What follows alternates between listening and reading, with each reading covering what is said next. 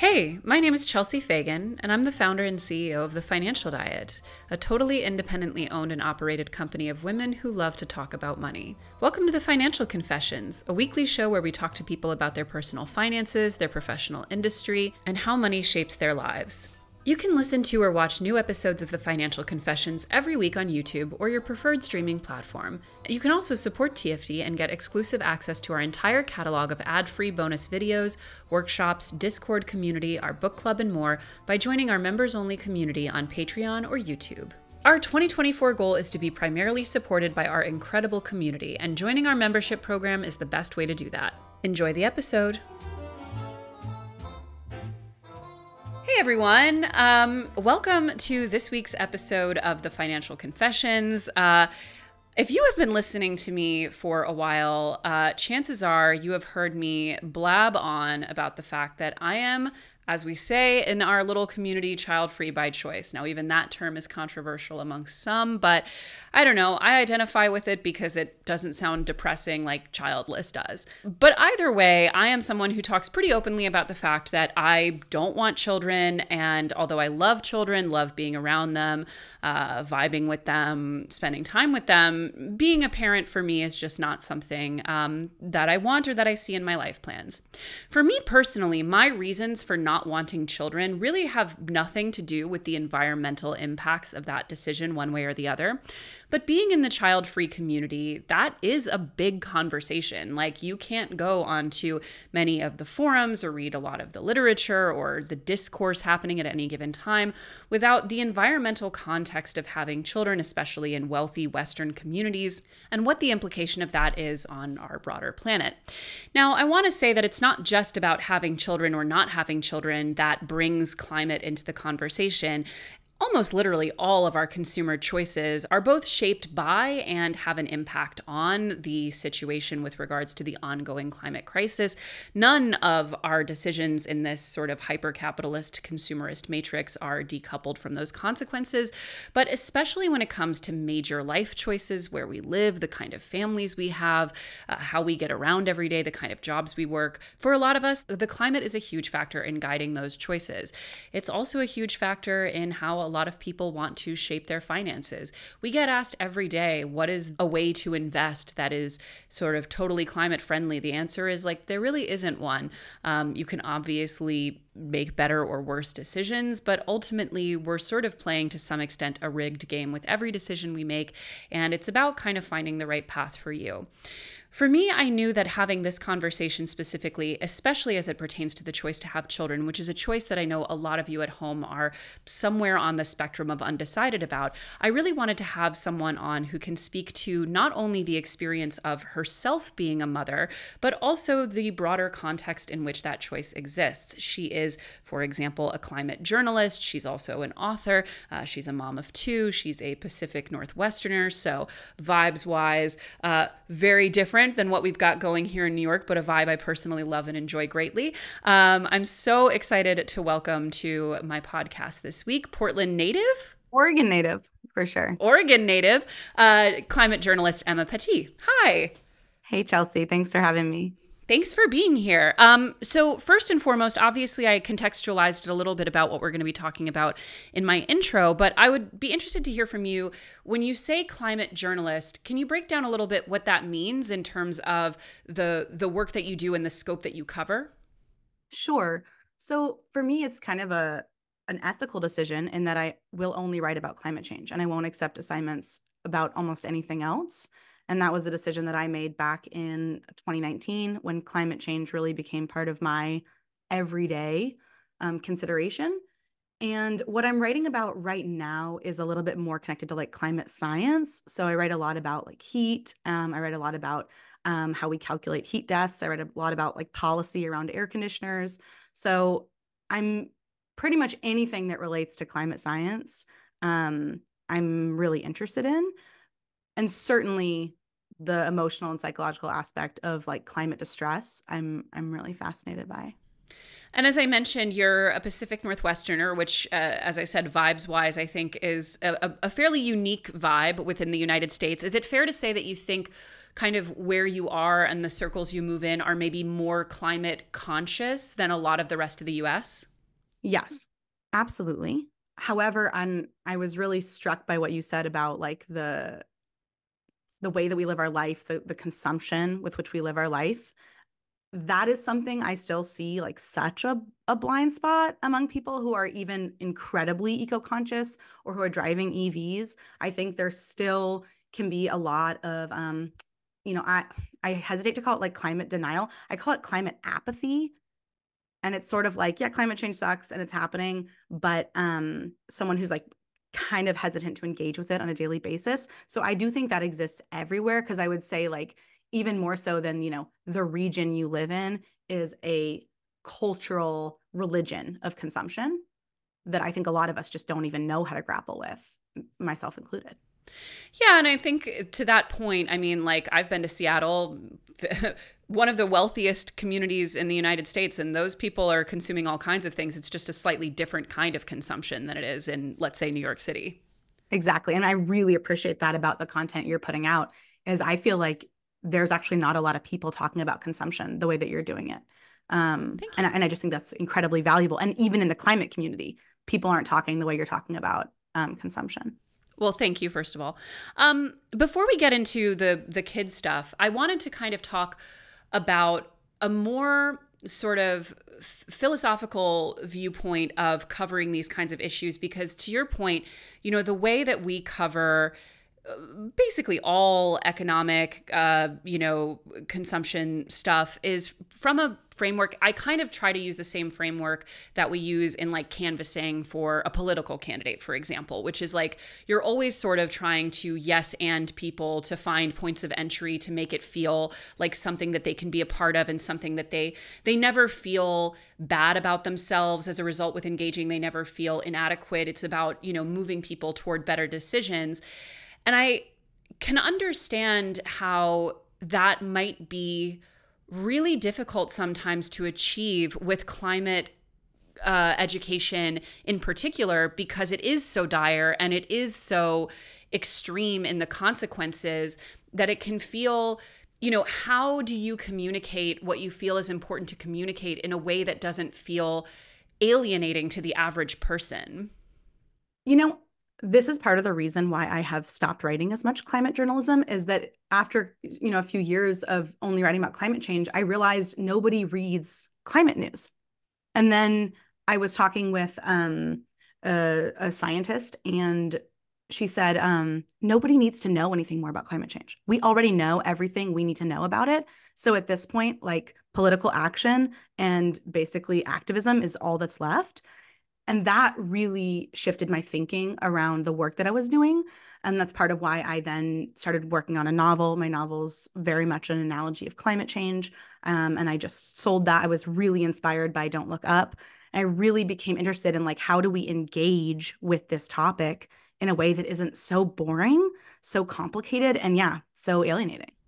Well, first of all, hats off to you on that book deal. It's a major book deal and such an amazing project, and I'm so excited to read it. So, first of all, congratulations. But on that note, I totally think it's a very wise and sort of strategic approach to think about climate in terms of entertainment as a way to it's sort of, I don't want to say trick people necessarily, but a way to get people to engage in a way that, to a level that they probably wouldn't otherwise. Because, like you said, people don't like reading things that make them feel bad. They don't like reading things that feel like homework. As far as the kind of framing of your novel, do you feel like there's sort of one big message or sentiment that you want to convey with it or that you would want people to take away from it after they read it? It's funny because the novel's about a pregnant woman and she's navigating a natural disaster, the Cascadia earthquake that is that's overdue here in Portland. And I think the question that she's grappling with, that I hope at the end she has come to, that readers feel like she's come to some kind of resolution, is exactly what you and I are talking about. Like, how do you bring a child into a world that is so scary? And like, how do you love something really, really deeply in this world that's falling apart? And I hope at the end that people feel like she's found some kind of resolution to that question. Can't wait to read it. Sign me up for an arc for when you're sending them. um, it's really funny. I was actually talking about this with my husband recently. So he's French, and and we lived there for a few years, and well, he obviously lived there longer, but we lived there together for a few years, and then we spend a chunk of each year over there. And it's really interesting to me to see, because even in New York City, right? Like New York City, in terms of, not just awareness of these issues ambiently, but also like it's a mostly public transit and pedestrian city. People bike everywhere. Like people live in small spaces comparatively. People don't drive cars. People like, as far as living in a less consumerist, more climate aligned way, like New York is probably already pretty far to the end of the bell curve in the United States. And yet, when I think about the way even my progressive minded friends, and the way myself, even when I'm here, the way I perceive a lot of consumerist choices and personal choices is very different than French people. Like, for example, with French friends and family, people are more conscious about how much they fly. They don't like to own a car. They're very conscientious about not living in too big of a space. They don't like buying a lot of new things. They try to focus on buying secondhand, eating local, eating seasonal. And there's just more of a kind of ambient awareness. And sometimes there can be a tinge of shame, right? Like I have felt previously somewhat shamed about some of the, choices that I was making, or have had a kind of organic feeling, especially when I'm surrounded by that mentality of like, ooh, I want to make sure that I'm reflecting on the choices I make, because I don't love the way it feels to be so out of step with this. And I say this to say, I think there's a very fine line when it comes to social pressure, and a fine line also when it comes to shaming versus discouraging. And a lot of that also falls along class lines and what is available to people. I would really love to know, especially given your very nuanced approach to covering this issue, how you navigate kind of setting examples and discouraging certain things without making people feel shamed and alienated, which often has the opposite effect. Yeah, that's something I grapple with a lot. And an inspiration that I found early on is that there's a lot of data that shows that there's a social contagion factor when it comes to climate change. So like the more that you talk about climate change, the more that the people you talk to talk about climate change. And they did these studies that showed like if I put up solar panels, my neighbors are twice as likely to put up solar panels. And that would then exist across an entire zip code. Like it's not even just the people living close to you. When celebrities say that they're going to fly less because of climate change, people were like 70% more likely, or some really high number, to say that they also were going to fly less because of climate change. So I think when I started to shift my thinking around, oh, I'm here to shame people, and thought more about how can I make this contagious, it really helped. One way that I have grappled with that is to show up with a lot of humility. I try to talk a lot about flying less, but I do still fly. And so I try, whenever I fly, I'll post and say, like, this is an issue that I grapple with so much. Here's how we deal with it in our family. Here's how we think about it. But here is also me on an airplane. There's not a lot of people who are willing to talk about that, who don't feel like they have to say, well, I haven't flown in 10 years. And I talk a lot about like trying to become vegan and the process of becoming vegan. Certainly talking about the issue of having kids. And I think like the idea of contagion feels more like a call to action or exciting and communal, where shame feels like very divisive. And so for me, like that shift in thinking has been really key to how I see my work and what I'm trying to do. I totally agree. And I think like your social media is a good example of one that I follow that like makes me think, and does sometimes give me a twinge of like, oof, like I'm probably not, as aligned with my ideals as I could be, but I also don't feel totally alienated from it. Like we definitely have a very ongoing conversation about we need to fly less. How can we make that a possibility? How can we be more judicious about those choices? Making changes in how we buy, what we eat, all of that kind of stuff. But I also think, part of me struggles a lot. So one of the things that we don't talk about as much anymore, because I feel like it's just sort of left the zeitgeist a bit, and thank God it has, is kind of the aesthetics of minimalism, of reducing consumption, of, all of these kinds of personal choices that, first of all, minimalism as an aesthetic, I kind of almost disagree with politically. Like, I don't even feel like I identify with it on a socio-political level.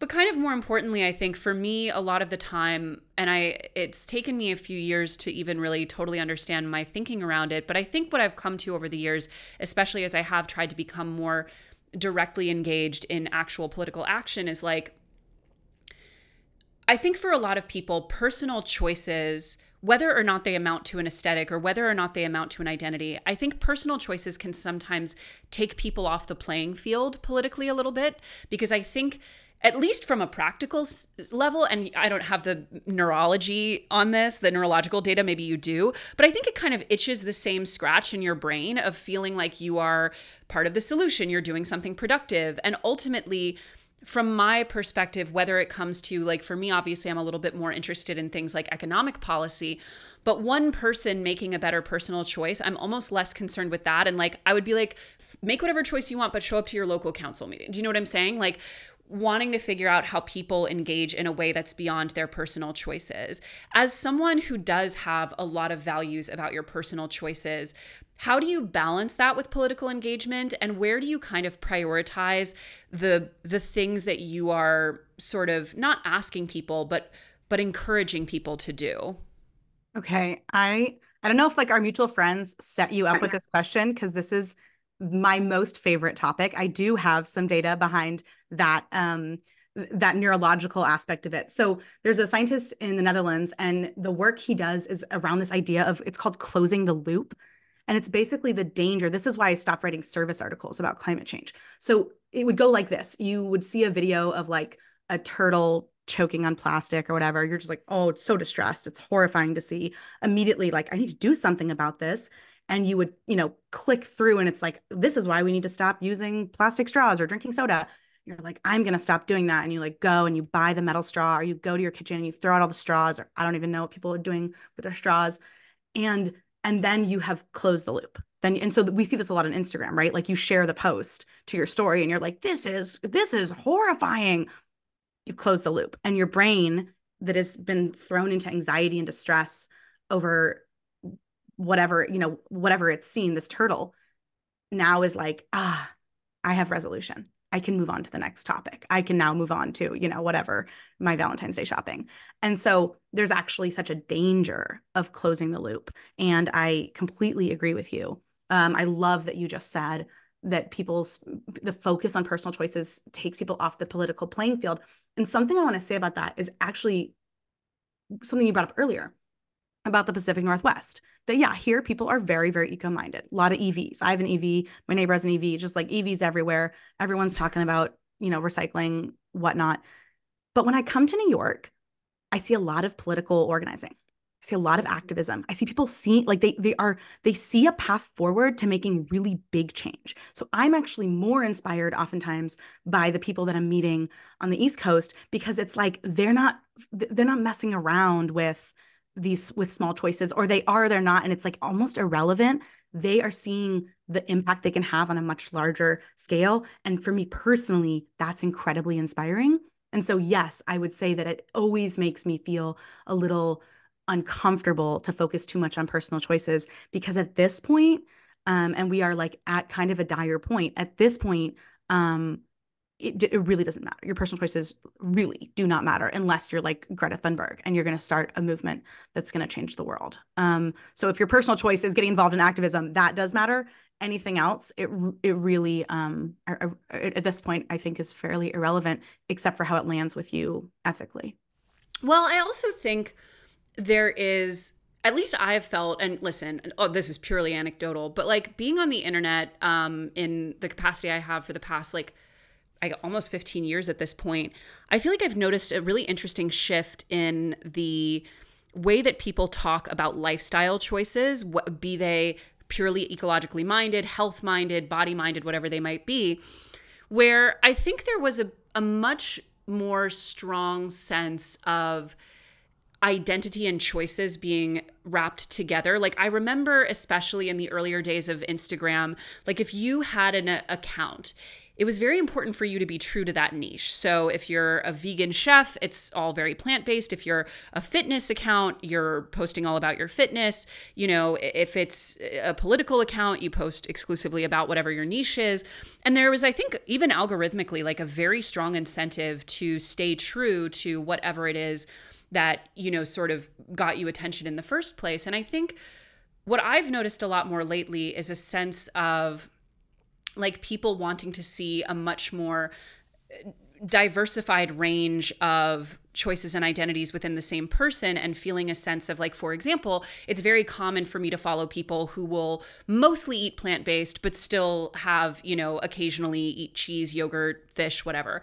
Or someone who, you know, mostly, you know, bikes and walks everywhere, but will sometimes, you know, drive upstate or whatever. Or, you know, there's a real sense of like a greater level of flexibility, you know, people who will post a lot of mocktails and then once in a while have a martini. And I think there's something about that really resonates with me as almost a political ideology of like, because if you could get 1 million people to like mostly get on board with whatever the choice may be, especially as it pertains to less consumerist choices, it feels like that, at least to my ears, I see that and I feel like this feels accessible to me, especially for the choices I'm not making. And I'm wondering if that's something that you've noticed yourself, or am I just in my own bubble? I mean, I feel like what you're saying is that the internet is becoming more nuanced. And to that, I am going to say, God, I hope so. I'm not seeing that so much in the climate space. Yeah, I'm not seeing it so much in the climate space. In fact, I'm seeing almost but then again, like the work I do means that a lot of what I'm engaging with is like climate trolls. But a lot of what I get is actually, I think, well-intentioned and not wrong. It's people saying, you know, I'm not doing anything until we're taxing billionaires. I'm not doing anything until Taylor Swift's, you know, private jet is blown up or whatever. And it's like, which is great. I think it's really good that we're starting to shift the eye from like personal responsibility, bootstraps culture to like political responsibility and just like systemic challenges. But I think the more work I do in the climate space, the more it's exactly what you said. It's like, yes, and like, it's always like, well, it's complicated. That's complex. And, you know, so many people are like, oh, and Exxon is evil. And it's like, absolutely. And like, and we are also buying their products. Like it is complicated. You know, I hope the internet is becoming more nuanced. I'm so encouraged by what you're saying. I strive to be someone on the internet that feels accessible and that people know that they will never feel shamed by anything that I say or post. I don't know that I always succeed at that, but that's certainly the goal.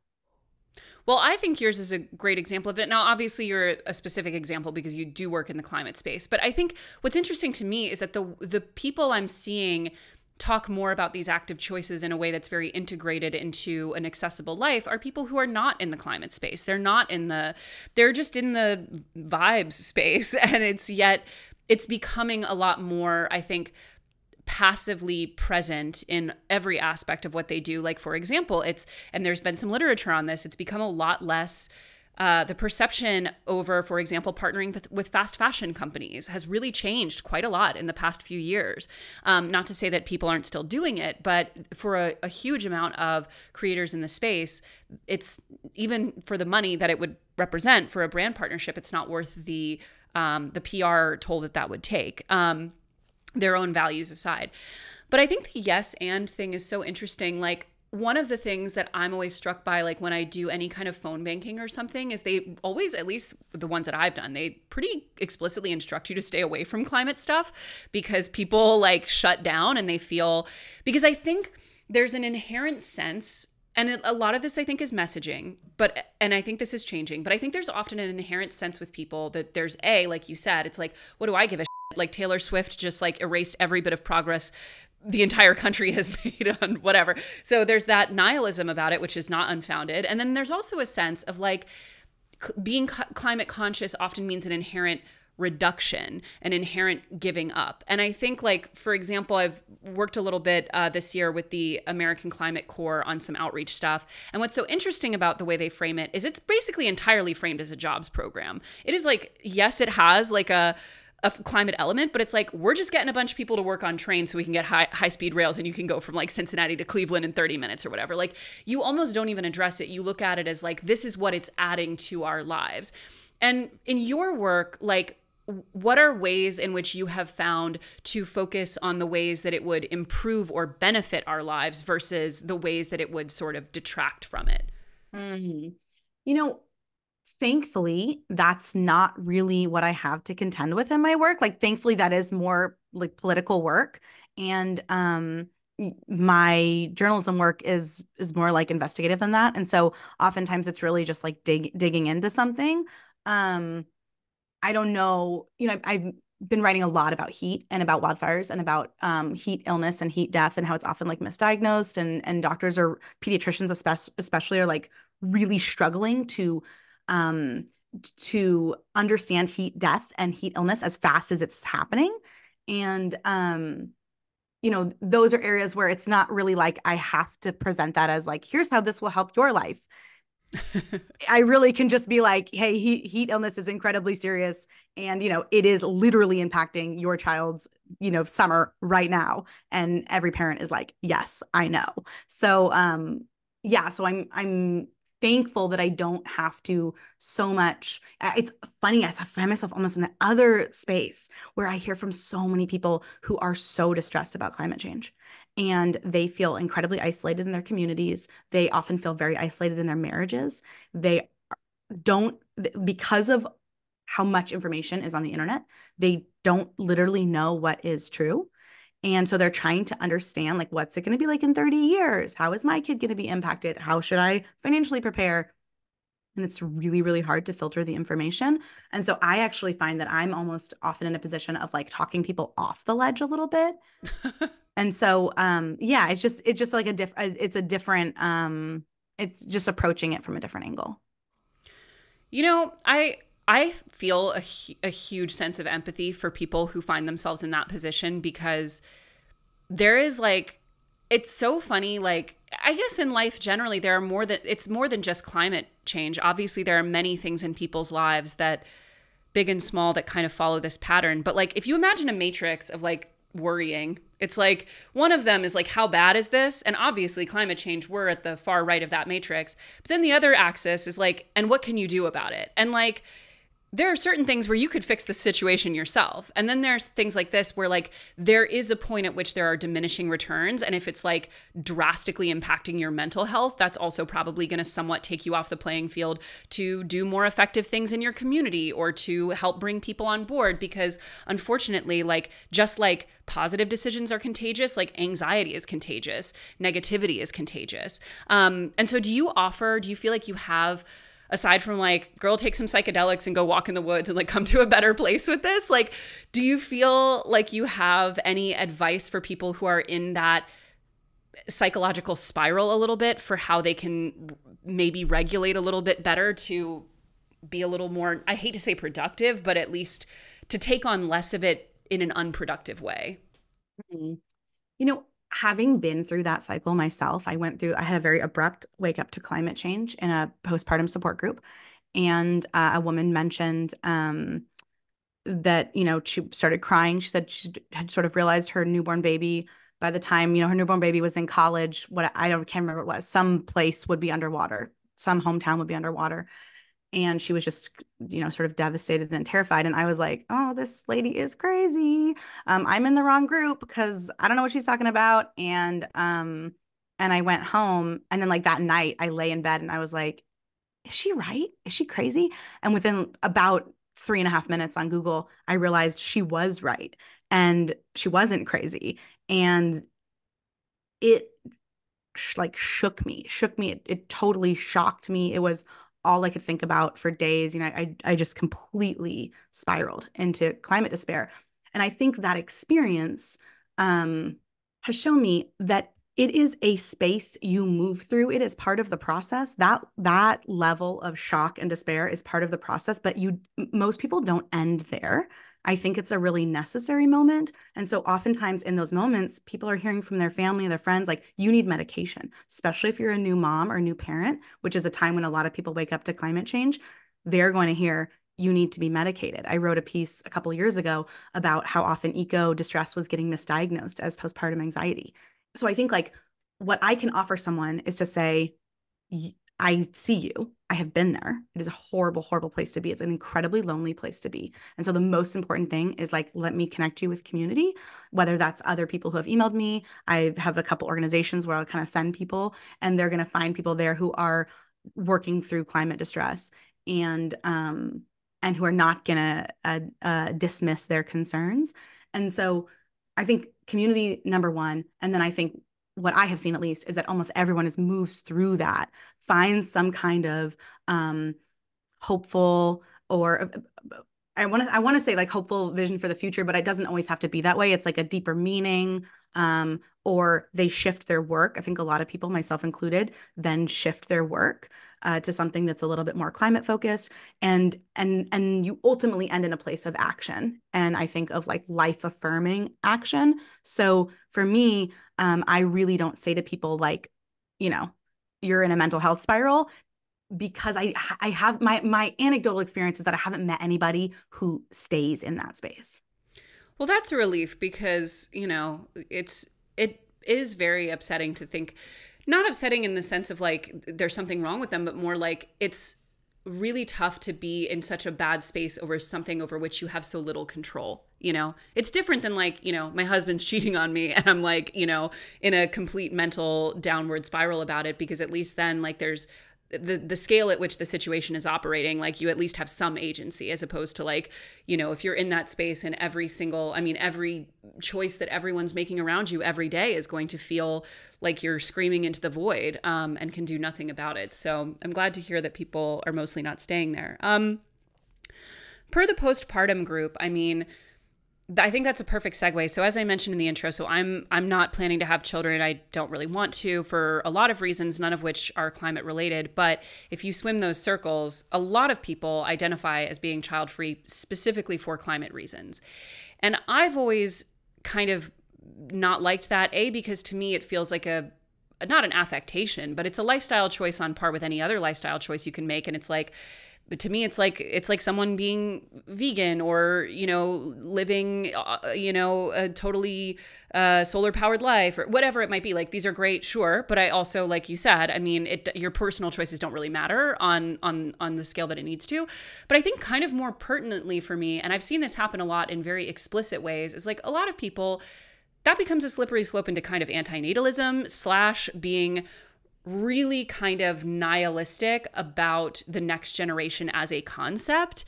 And I do think that I don't think it's necessarily that this is a very like, this will get me yelled at if I would ever like posted it on certain child-free forums, but like, I don't think we can abdicate our responsibility to care about the next generation, even if we're not creating part of it personally. And I don't think we can allow ourselves to get into total disillusionment as far as, having children goes.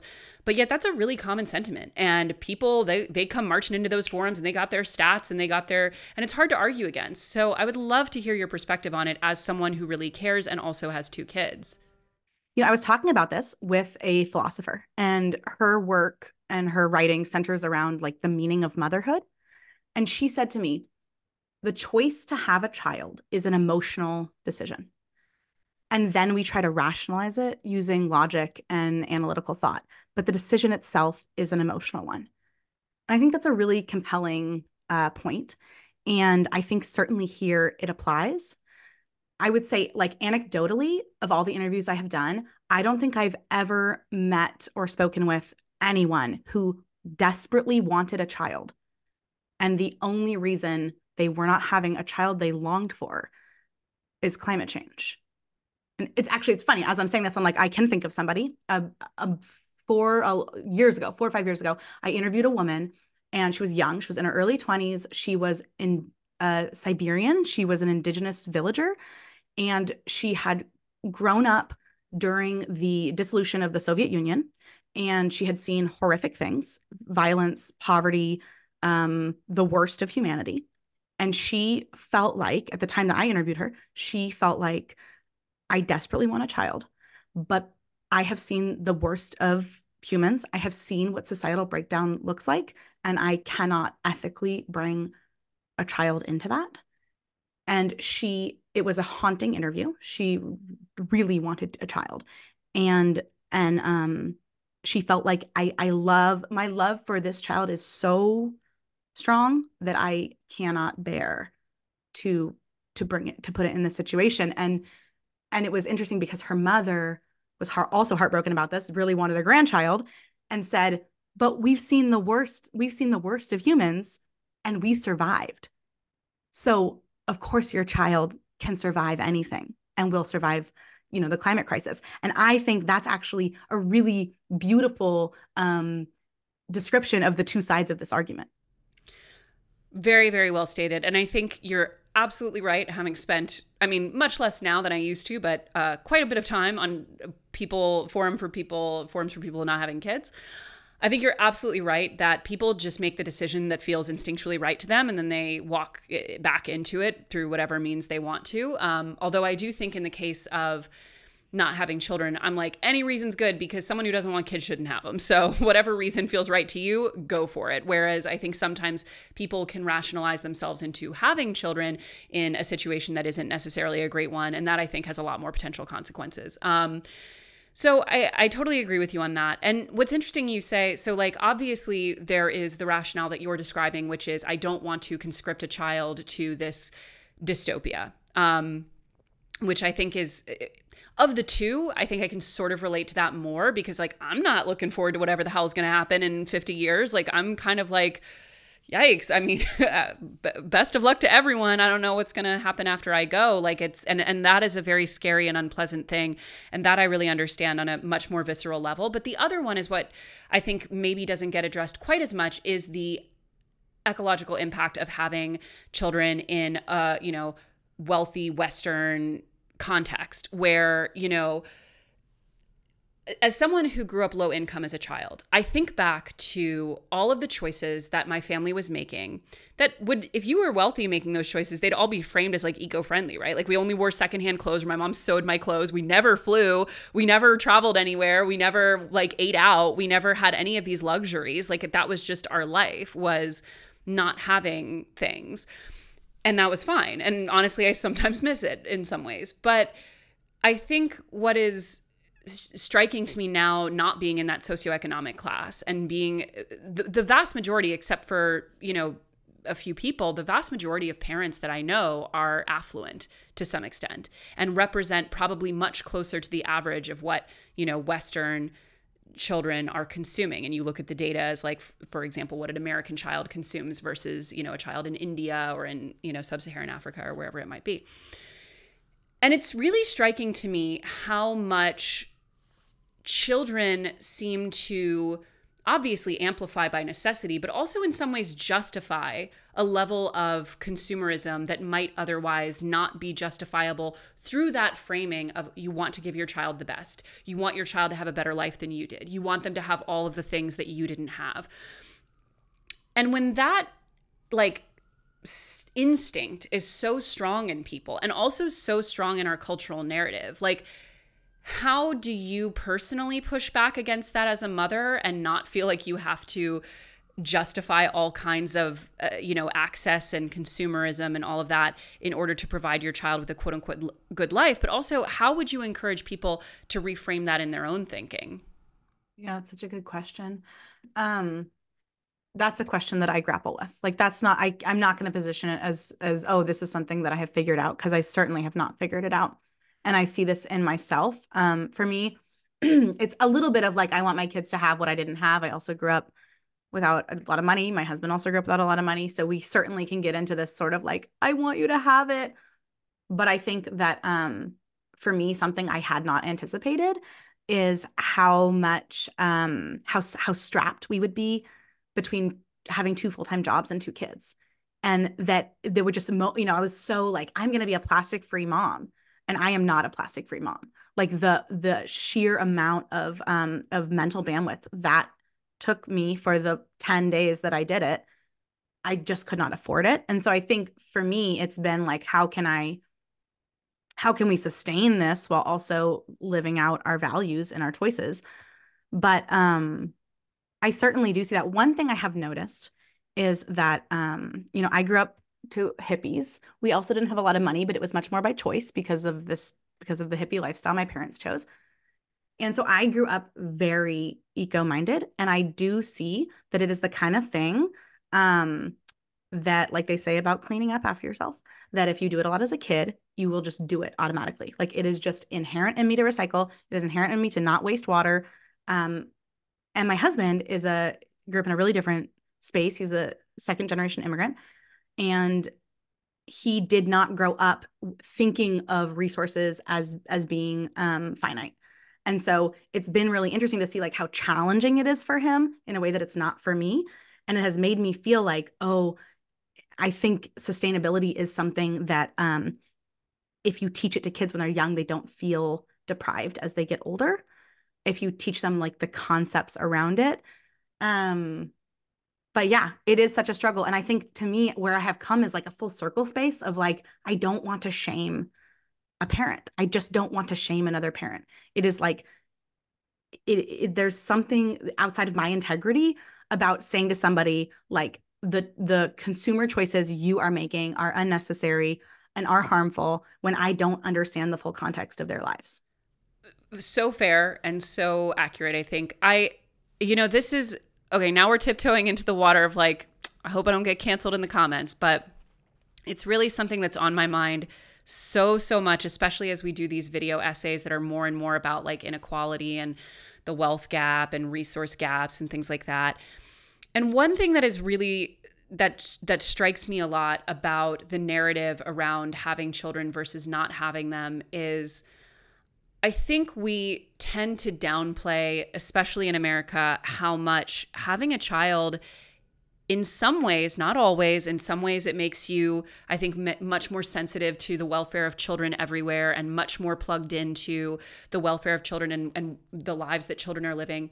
But I think for a lot of Americans, and I think the system is designed to do this in a lot of ways, it kind of makes them, even if anything, more removed from the children who are not their child and the children immediately around their child.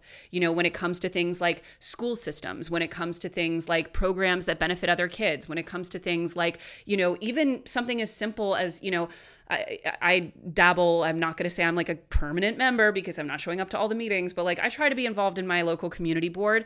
When you see the way that certain people will go to the mat advocating for their own child to have more resources, and meanwhile, 3 blocks up the road, live in New York City, it changes block to block, 5 blocks, whatever up the road, these kids don't even have books in their schools, and those people could not give a about it.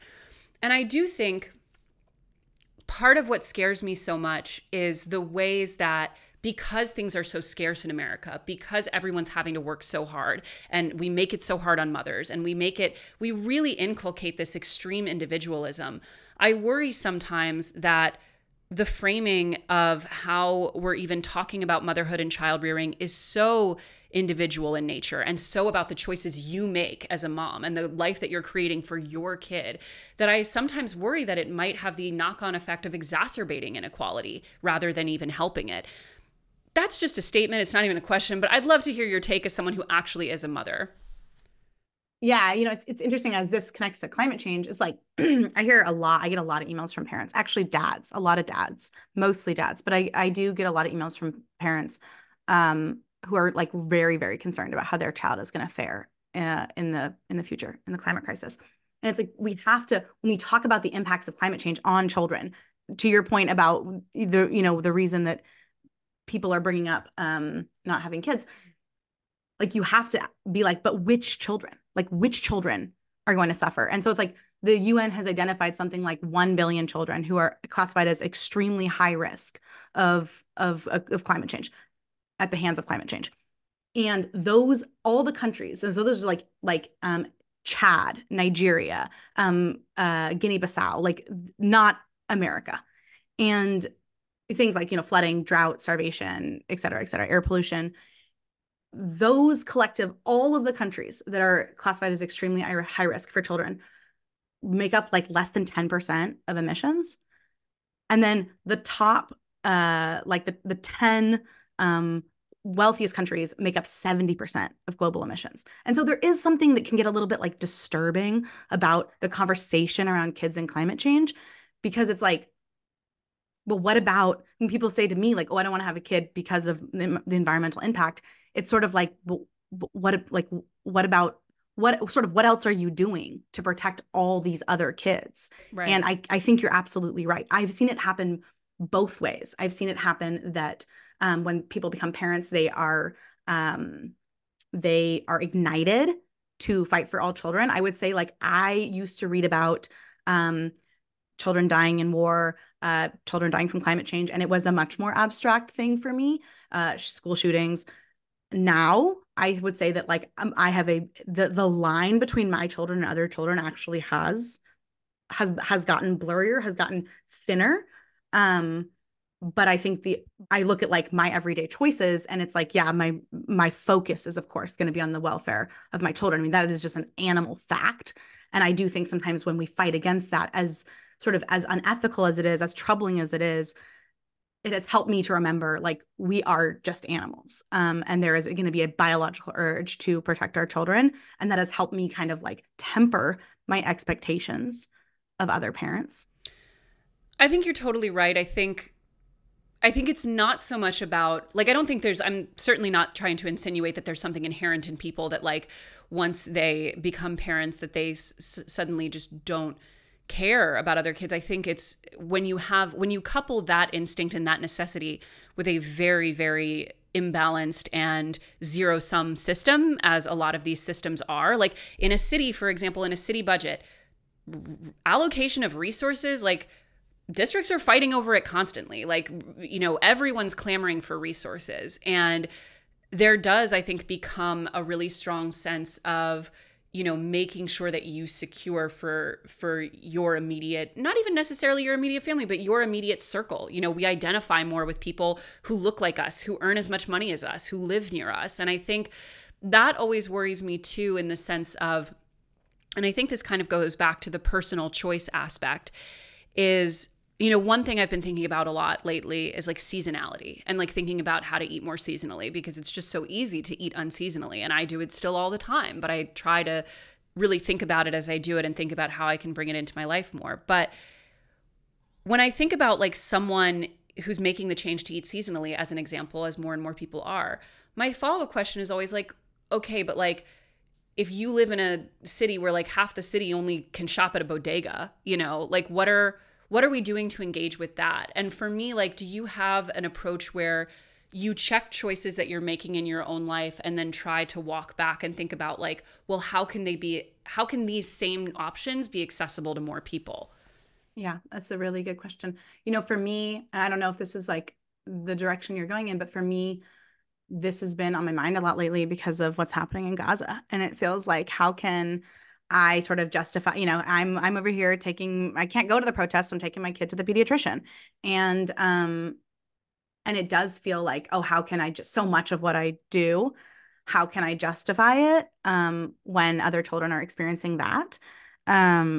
So yes, absolutely. I don't think, like, I would almost flip it, that I don't know that it's so much for me about like, how can other people have access to the same choices as I do, as much as like, how can I step into my obligation to fight for political change, because there's so many people that can't. But I think that also could just be like my circle. Like my circle are a lot of people that aren't making very much money, are stay-at-home moms, can barely pay for childcare, struggling with, kids that have high needs. So it's like, how can those people don't have the bandwidth to fight for climate action?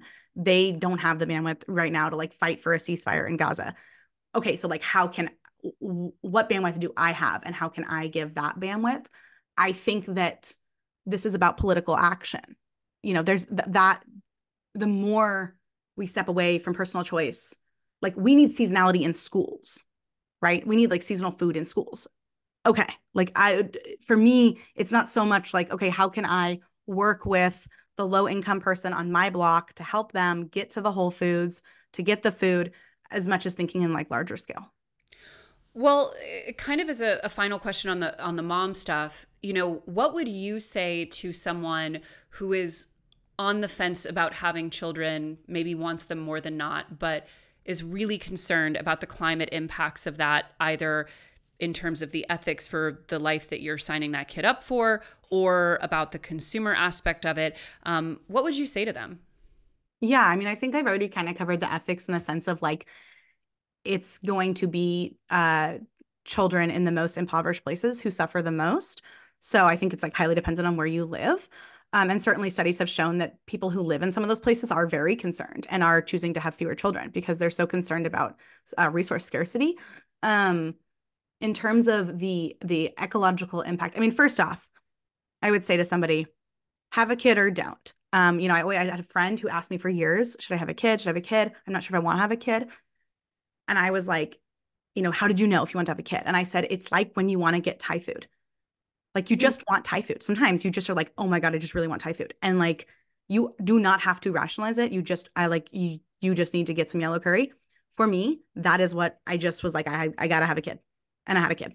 And I think like that I would never tell someone intellectually if they should or shouldn't have a kid. I don't even really like try to meet my friends on that level of intellectual debate. I try to meet them more from like an emotional space. I think it's an incredibly hard decision and I would not wish it on anybody. And I think there are no right answers. And I also think that people, women especially, feel like incredibly obligated to give reasons of why they are having kids or why they are not having kids. And I think that's kind of like a gross expectation that I don't even want to be part of. So if saying that they're not having kids because of climate change makes it feel better or makes their family like get it more or whatever, yeah, I think that's awesome. By all means, say it. I do think like there is a fundamental misunderstanding about how much about the carbon impact of having kids. And without getting too much into like the weeds of this, a lot of that is because the primary study, the one that like AOC and like Harry and Meghan referred to, it it came out like 2017. It basically said like having a kid is the biggest contributor to your carbon footprint. It was just sort of this, it had this huge number, 60 tons of carbon per year, very big number. But like with the study authors came out later and said, I think people are misunderstanding this because it kind of created this big buzz. And if you dig into when people talk about the ecological impact, most people will come back and point to that study or point to an article about that study. And when you dig into it, that study is assigning to each of us not only like the carbon of our child, but half of their child's carbon, a fourth of their child's carbon, on and on until the year 2400. So it's basically like giving you responsibility for your entire lineage's carbon emissions. And so I think like when you look at just your child's carbon emissions, it comes down to like 10 tons per year, which is a much more reasonable number. And then if like the US is able to meet its climate goals, you'd be looking at like less than 1.5, which is the same as taking one flight a year. So I think there is a fundamental misunderstanding about the amount of carbon that having a kid adds to the world. But I don't know that like that by itself should or shouldn't convince somebody about having a kid. I think it's like so personal and so philosophical. I actually have developed this habit that when people email me about this or when friends are agonizing about this, I send them this like Ezra Klein quote. So I'm going to like read it to you. I have it here. This was when I read this, I was just like weeping. And this was from like an op-ed he wrote in 2022. My children will live a story that I cannot write and cannot control. It will be their story. To become a parent is to feel every day the weight and hope and terror of that fact. I can't tell you whether it's the right choice for you, but no climate model can either. And so I think that is probably the most powerful thing you can say to somebody who is considering whether or not to have children because of climate change. Not an Ezra Klein quote you're the first guest in all these years to ever bring a quote. I love that. By a dude, right? And like who else to educate us on if we should have children? Get that man off this show. No, I'm kidding. It's like my most like normie lib trait is that I love Ezra Klein and I like consume his stuff all the time. He's delightful. I love his glasses. Anyway, No, I think that's totally fair. I mean, also, like, I'm probably a little bit more cynical than you about certain behaviors. And, like, let's be clear, I think a lot of people use the climate change thing because they get to be smug about it. Like, that's like a smug reason to not want kids. And, like, listen, I am no stranger to the siren song of being able to feel smug about things. Like, I feel like I ride a bike now. Tell me I don't feel so smug about that all the time. I'm like tooting around on my bike, just like, wow, could not be me, like not biking around New York City, like gross. And that's a really powerful thing, right? And I think people want to lean into the rationale that is most aligned with their image of themselves and also the way that they want to feel about themselves. But I also think like it's very important to push back and say like, any reason is fine ultimately in service of the fact that someone who doesn't want kids shouldn't have them. Like, but it doesn't really matter. And ultimately the reasons for not wanting it are mostly aesthetic. Like they're not, the consequence is the same. And so I think that that's probably a bigger part of it. As a last thing I wanted to bring up, so you posted, I think today, because it's Valentine's Day, about like how caring about the climate makes you like such a bummer at the holidays, which like, for sure it does. I think I totally relate to that in a lot of ways in the sense of like, I mean, I'm definitely like a celebrator of holidays. I love to decorate. I love to do all these things. And I try to be more conscientious with each year about the way that I do those things. But I think there is, and I think a lot of people are experiencing this as it pertains to the consumerism of celebration. You know, when you look at the ways that like weddings have skyrocketed in scale and skyrocketed in cost and impact, when you look at, you know, all of the celebrations that didn't even exist a few years ago, the gender reveals, the showers, the parties, the trips, and you look at, you know, we have a new set of decorations every single year for every holiday, and just it seems now that there is an almost like a permissiveness about consumerism in the name of celebration that, you know, speaking more from a financial aspect, you would not tolerate for anything else in the world.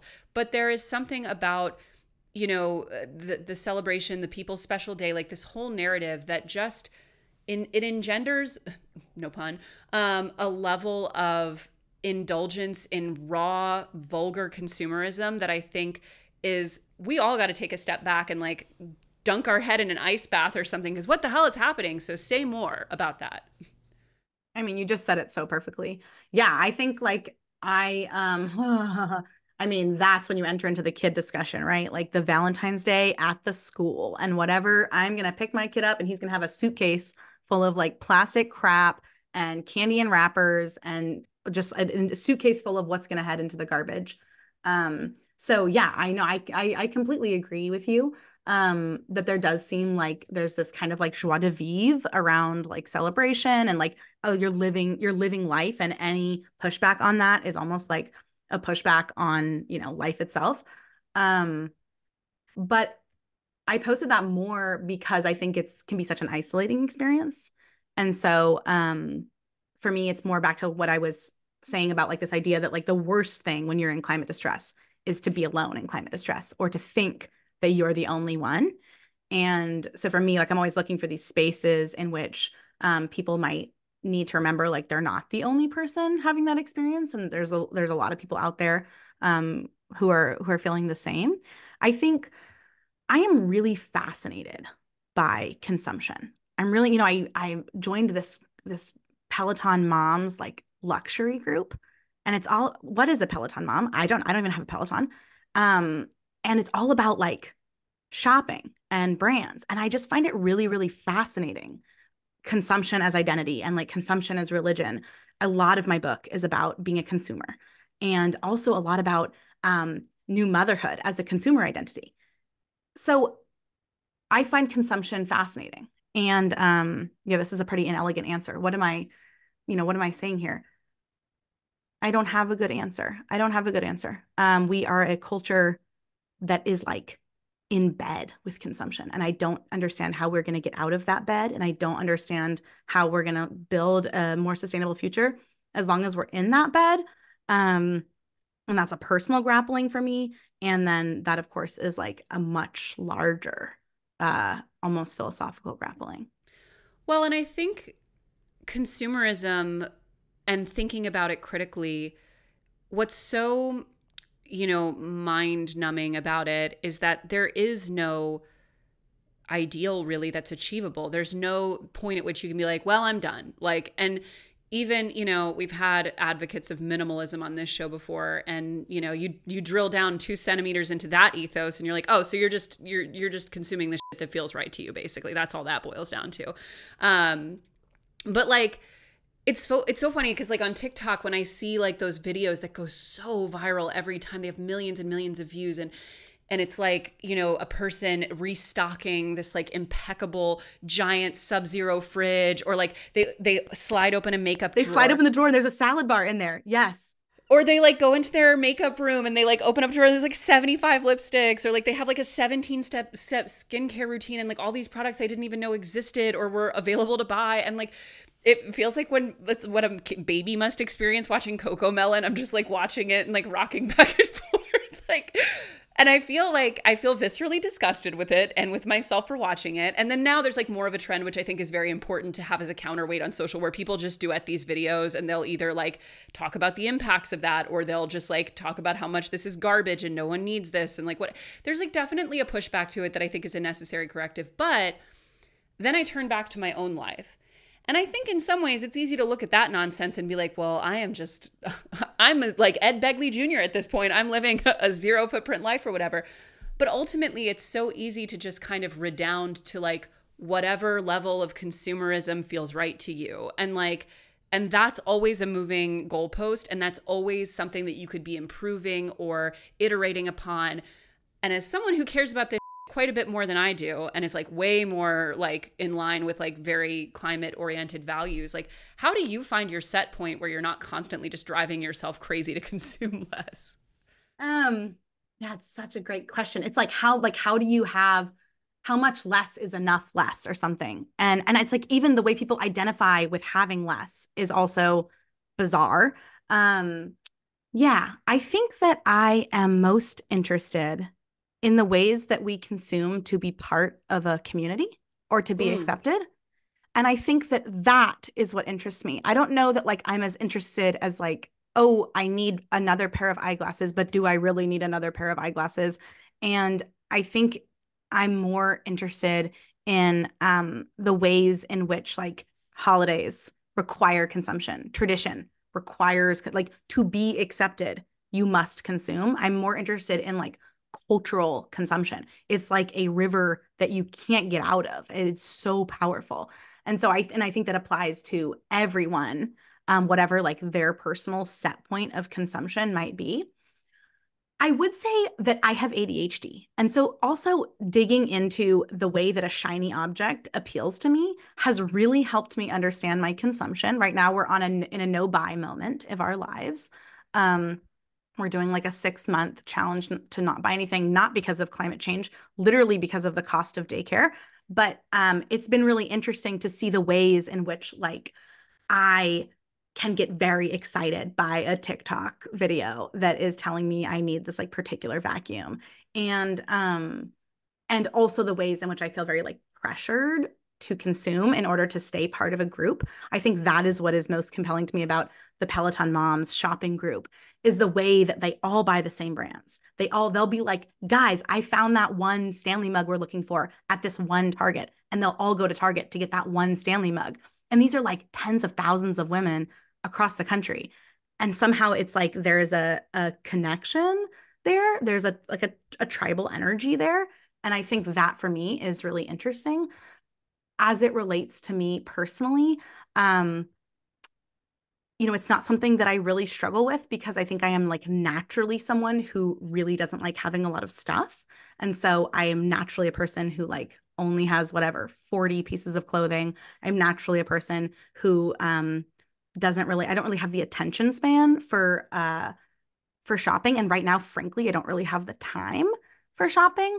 But I think that like there's obviously other ways to consume besides being a shopper per se. And I think that for me, I have to come at it philosophically because that's like the way that it interests me.